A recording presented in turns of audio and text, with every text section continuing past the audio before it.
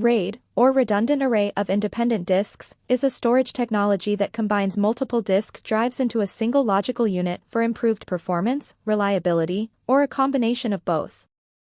There are several RAID levels, each with its own characteristics. RAID 0 distributes data across multiple disks to enhance performance.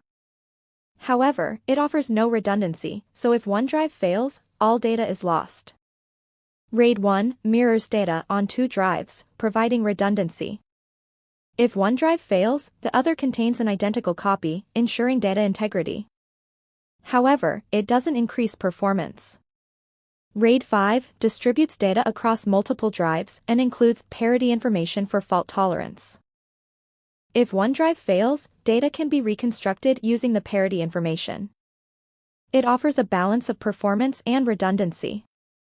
RAID 10 offers the redundancy of RAID 1 by mirroring and the performance benefits of RAID 0 through striping. It requires at least 4 drives.